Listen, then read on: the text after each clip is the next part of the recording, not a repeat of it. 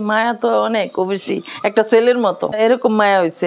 মায়া করে কি করবো, একটা তো বা বিক্রি করতেই হবে। সকালে কুড়া দেই, আবার পানি খাওয়াই, দুপুরে ঘাস কেটে দেই, ঘাসটি দেই খাওয়াই। সাধারণ এমনি বুসি, তারপরে বুটের চোল্লা, ভুট্টার গুঁড়া, এইটুকুই খাবার। এটা 2 দাঁতে হয়ে গেছে, কিন্তু ঈদের আগে মনে হয় আরো দাঁত পড়ে যাবো গা। এটা আমি 1 বছর যাবত করতেছি।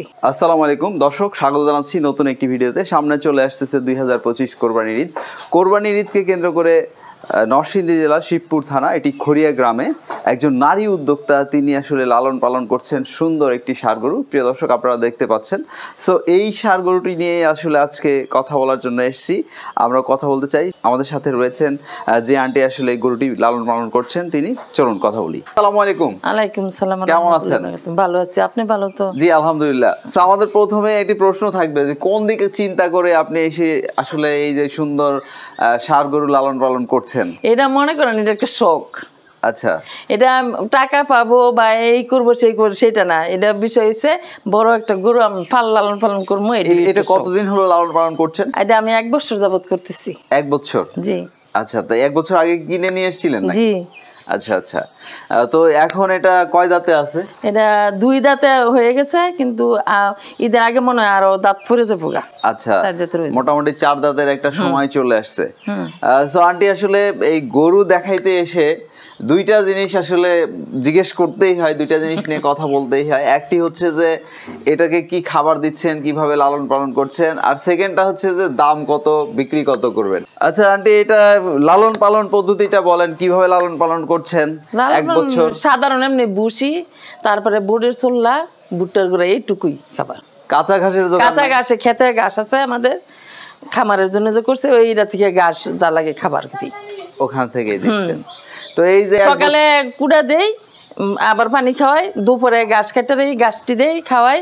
খুব একটা এত বেশি খাবারও দিই না, মিডিয়াম সাইজ খাবার। বেশি খাওয়াইলে আবার ফুড পয়জনের হয়ে যায়, থাকে না, এই জন্য। তো এই যে 1 বছর লালন পালন করলেন, এখন তো মোটামুটি ঈদ তো চলেই আসতেছে, বেচার সময় হয়ে যাচ্ছে। তো এটার প্রতি মায়া তো হয়ে গেছে, বিক্রি করে দিলে কষ্ট লাগবে না? কষ্ট তো অনেক লাগবে। তো কেমন দাম আশা করছেন বা কেমন দাম চাচ্ছেন? দাম তো 3 লক্ষর মতো। 3 লক্ষর মতো দাম চাচ্ছেন নাকি? আর এর মধ্যে তো অবশ্যই দামাদামির একটা সুযোগ থাকবে নাকি? এটা যারা নিব তাদের যদি পছন্দ হয়, দামে দামে বনে, তারপর নিব, এইটুকুই আর কি। তো দর্শক, আমরা একটু গরুটা ভালো মতো দেখাই আপনাদেরকে। দেখুন মাথার শেপটা কতটা সুন্দর, আর দেখুন নাভিটা রয়েছে বেশ সুন্দর। আর যদি ব্যাকের দিকে চলে যাই, পিছন দিকে দেখুন, মানে গরুটা কিন্তু মাশাআল্লাহ দেখার মতো গরু। এখানে আসলে বলার কিছুই নেই যে দেখার মতো কিনা।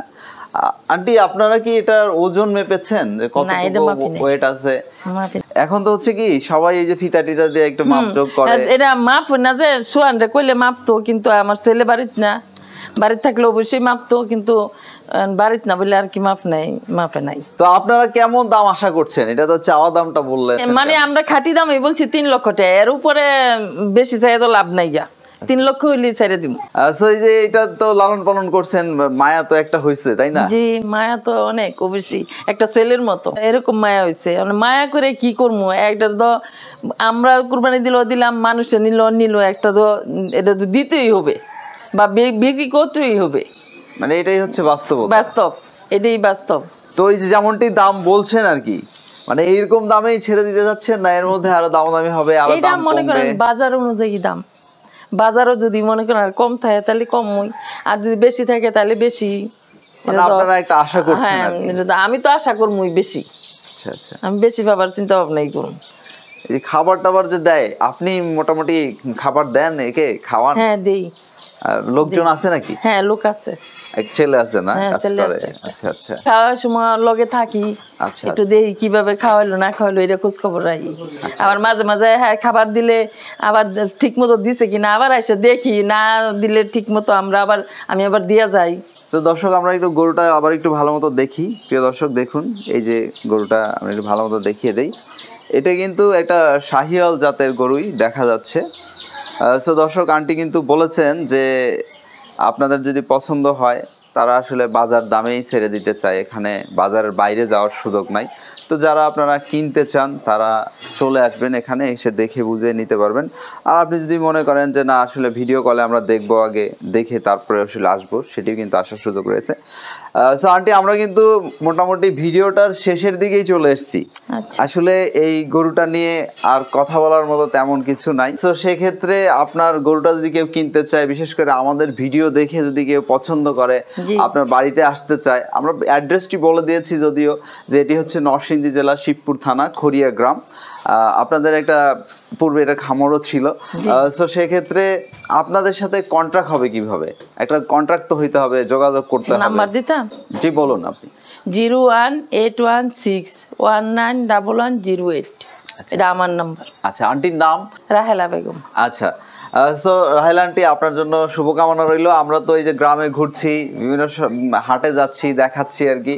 তা আমরাও চাই যে আপনার গরুটা যেন একটা কাঙ্ক্ষিত দামে বিক্রি হয়। আপনি যেহেতু অনেকদিন লালন পালন করেছেন, এটার প্রতি একটা মায়া হয়ে গেছে। আর প্রকৃত সত্য এইটাই যে গরু লালন পালন করলে তার প্রতি একটা মায়া হয়, যত টাকাই হোক যাই হোক, কিন্তু সেটা বিক্রি করে দিলে একটা কষ্ট লাগে। আন্টি আবার বলছি আপনার জন্য শুভকামনা। এই যে একটা গাবি, এটার বাছুরটা যেন দেখবো হ্যান হ্যান তুই দূর দাইব কাছে। আচ্ছা আচ্ছা, আল্লাহ 8 কেজি দুধ দেয়। একটা গাভীও কিন্তু আছে এখানে, দেখুন এই যে জার্সি একটা গাভী রয়েছে। বাছুরটা হইছে জার্সি, কই জানি গেছে গাবা। আন্টি বলছেন যে এটা 8 কেজি দুধ দেয়। মাশাআল্লাহ, গাভীটা কিন্তু সুন্দর। এটা বাছুর কি হয়েছে? এটা কি বকনা বাছুর? দামড়ি বাছুর। মাশাআল্লাহ, তাহলে তো এটা বোনাস পেয়ে গেছেন। জার্সি তো আসলে অরিজিনাল জার্সি মিলানোটা খুব কঠিন।